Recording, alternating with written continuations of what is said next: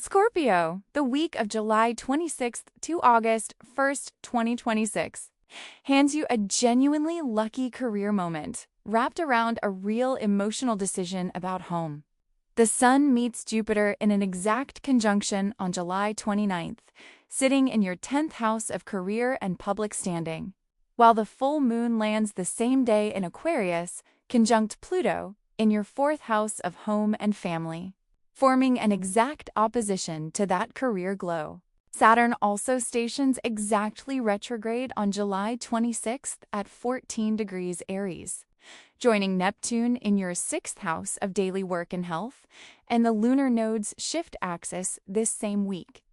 Several of the year's biggest astrological storylines converge within these 7 days.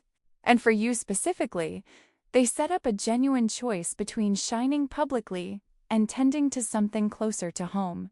Very few weeks concentrate this much weight on a single opposition, and it's worth taking the timing seriously rather than treating it as an ordinary run of good and bad luck. Let's go through what all of this actually means for your money, your relationships, and your energy, using the real sky, not generic guesswork. Money and career reach a genuine high point this week through the exact Sun-Jupiter conjunction, landing in your 10th house of career and public standing on July 29th. This is one of the more favorable placements the sky offers all year: recognition, a lucky break, or simply being seen accurately and generously by people who matter professionally. Use the visibility this week brings rather than deflecting it, which can be a Scorpio instinct when attention lands on you unexpectedly and feels like more exposure than you'd normally choose for yourself. It's worth naming this pattern directly. Scorpio often prefers to hold power quietly, from behind the scenes. And this particular Jupiter placement is specifically asking you to let the credit land visibly instead of routing it away from yourself out of habit. A conversation, an offer, or a piece of recognition that surfaces around Wednesday deserves to be accepted at face value rather than quietly suspected for a hidden catch, which is a very Scorpio reflex when good news arrives without an obvious price attached. The same week, however, asks you to hold that success loosely, since the full moon opposing it in your home sector suggests a real pull between showing up big professionally and something at home that needs your presence just as much. Don't let the career glow become an excuse to avoid whatever's waiting for you domestically this week, even if the professional moment is genuinely more flattering to sit with. Early in the week, while the moon sits in Capricorn, your 3rd house of communication, handle any outstanding messages or local errands before Wednesday's bigger events arrive and pull your focus elsewhere.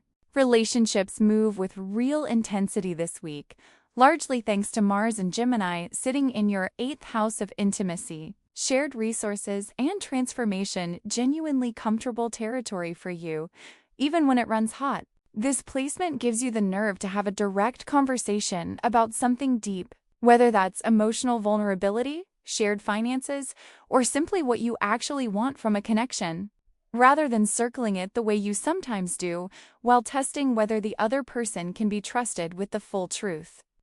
That testing instinct has its uses, but this week specifically rewards skipping straight to honesty rather than running the usual slow evaluation first. An exact Venus-Mars square on July 28th into the 29th adds friction, though Venus in Virgo sits in your 11th house of friends and groups, and the square between Venus and Mars suggests a real tension between what your intimate life is asking of you and what your social circle expects or approves of. A friend's opinion about a relationship, or a group dynamic pulling you away from something more private and intense, may create real friction this week. Trust your own read on the situation over the group consensus. Scorpio's depth of perception in one-on-one connection is usually more reliable than a friend group's surface-level read of the same situation.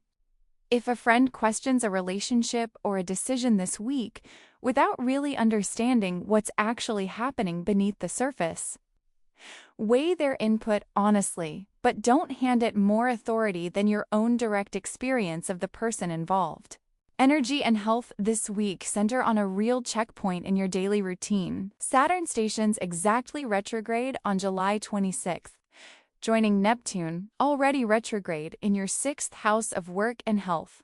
A station presses harder than an ordinary transit, since the planet appears to hang almost motionless in the sky, and with Neptune sitting in the same house.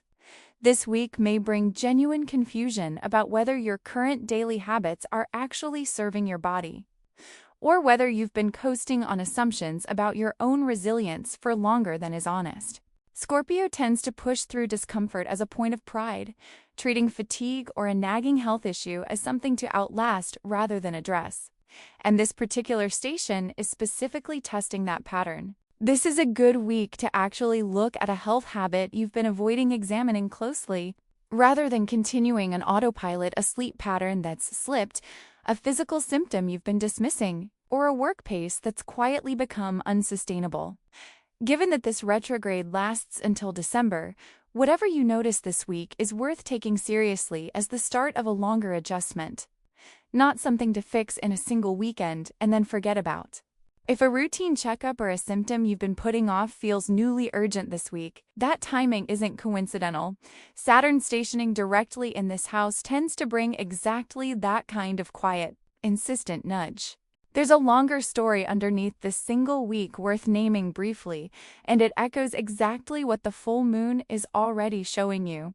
The lunar nodes shifting onto the Aquarius-Leo axis lands the North Node in your 4th house of home and family, and the South Node in your 10th house of career and public achievement. For the next 18 months, your growth edge lies in genuine emotional rootedness at home, rather than the more familiar, well-practiced pull toward public accomplishment and reputation.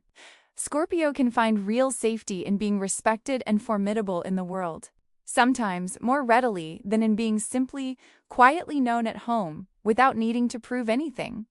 This week's full moon is the opening note of that longer chapter, arriving with enough force that it's unlikely to be easy to ignore, even if you'd prefer to stay focused on the career high alone. Notice which one you reach for first when both are asking for attention at once. So, here's where this actually leaves you, Scorpio. Heading into August, the Sun-Jupiter conjunction hands you real career recognition this week. The full moon and the nodal shift are both asking whether home is getting matched attention, or whether achievement has quietly become the only place you feel secure.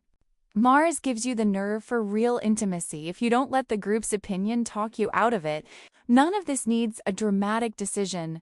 By Sunday, just an honest look at which part of your life you're currently protecting, and which part you've been letting go quiet. If this reading resonated with you, hit like and subscribe.